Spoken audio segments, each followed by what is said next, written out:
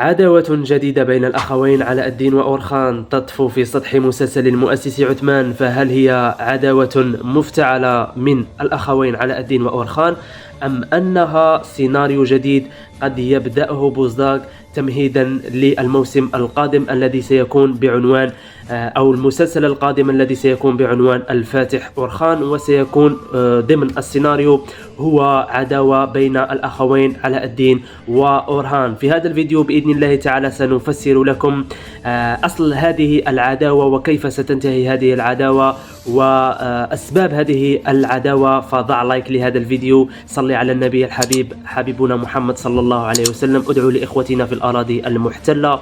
ودعونا الآن نبدأ في هذا الفيديو. بداية شاهدنا في الحلقة السابقة بداية عداوة جديدة بين أورخان وعلاء الدين، ونفس الشيء بالنسبة للأزواج هولوفيرا وكذلك غونجا. فالعداوة أعتقد أنها من وجهة نظري يوجد سيناريوهين لهذه العداوة. السيناريو الأول هو أن هذه العداوة مفتعلة أو كذبة يعني قام بها الأخوين علاء الدين وأورخان بهدف تشتيت المشاهدين وإضافة سيناريو جديد للمسلسل مثل ما حدث، لأنه مثل ما عودنا بوزداغ الكاتب محمد بوزداغ، مثل ما عودنا في السابق كانت عداوات مفتعلة مجرد كذبة فقط من أجل تمطيط الأحداث ومن أجل إضافة سيناريو تشويقي للمسلسل. أم أن السيناريو الثاني هو أن بوزداغ بالفعل قد يمهد لعداوة جديدة بين الأخوين حتى الموسم القادم، لأن الموسم القادم بإذن الله سيكون المسلسل بعنوان الفاتح أورخان، وسيكون أعتقد أن سيكون عنوان هذا المسلسل هو عداوة بين الأخوين أورخان وعلاء الدين.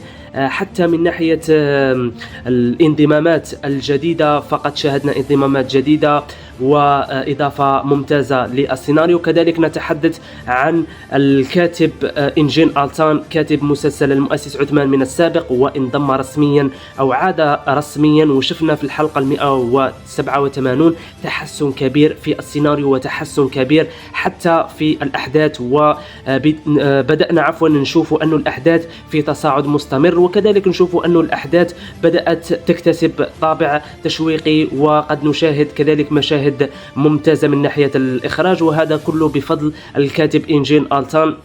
هذا الكاتب كان في قيامة أرطغرل وعاد، وكان كذلك في الموسم الثاني من مسلسل المؤسس عثمان، ثم أعتقد أنه نال منه المرض فأخذ إجازة، ثم عاد لنا اليوم بسيناريو قوي وبكتابة قوية. أعتقد أن سيكون له كلمته بإذن الله تعالى، وشفنا هذا السيناريو بدأ في التحسن بداية من الحلقة السابقة اللي هي الحلقة 187. والآن نعود لموضوعنا الرئيسي اللي هو عداوة أورخان وعلاء الدين. قلت لكم يوجد سيناريوهين، السيناريو الأول تحدثنا عليه، أما السيناريو الثاني هو قلت لكم أنها مفتعلة بين الأخوين علاء الدين وأورخان ومجرد سيناريو من أجل تشويق الأحداث. وسبق بوزداغ أن فعل هذا مثل ما فعلها مع بالا خاتون، حيث أوهمنا بأن بالا قد انتهى دورها رسميا في المسلسل واحترقت في ذلك المنزل من طرف بيغوم، ثم عادت لنا بالا من جديد. وأعتقد أن بوزداغ سيعيد الكرة بشأن سيناريو العداوة بين علاء الدين وأورخان، وسيكون سيناريو فقط من أجل كيف نقول إضافة متعة للسيناريو وإضافة طابع تشويقي للسيناريو المسلسل. هذا فقط فيما يخص أورخان وعلاء الدين. حتى تاريخيا لو نعود للتاريخ لم تكن هناك عداوة بين أخوين علاء الدين وأورخان، يعني لم تكن. لو تبحثون في جوجل اكتب عداوة بين أورخان وعلاء الدين فلن تجد أي شيء. أنا بحثت في العديد من الكتب والتاريخ، لا توجد شيء من هذا القبيل، عداوة أو شيء من هذا القبيل. فقط بوزداغ هو الذي ينتج هذه السيناريوهات من رأسه، وقلت لكم فقط من أجل إضافة نعشة أو انتعاش للمسلسل الذي شفناه في الحلقات السابقة يتخبط نوعا ما في تمطيط الأحداث، خاصة من ناحية سيناريو ابنة عثمان حليمة، التي حتى الآن لا أعرف لماذا بوزداغ لم يفصل في أو تخبر حليمة أبوها عثمان بأنها ابنته، وكذلك بالا.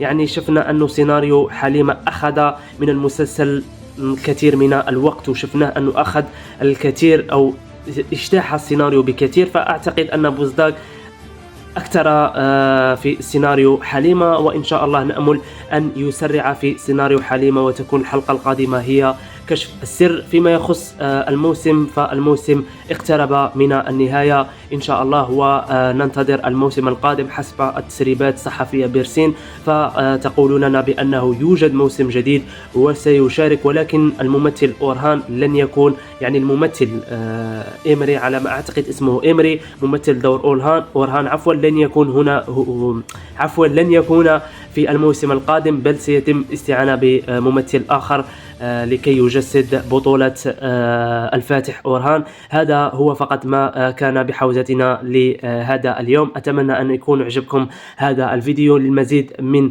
أخبار المؤسس عثمان اشترك في قناتنا وفعل خاصية الجرس. شكرا لكم والسلام عليكم ورحمة الله تعالى وبركاته.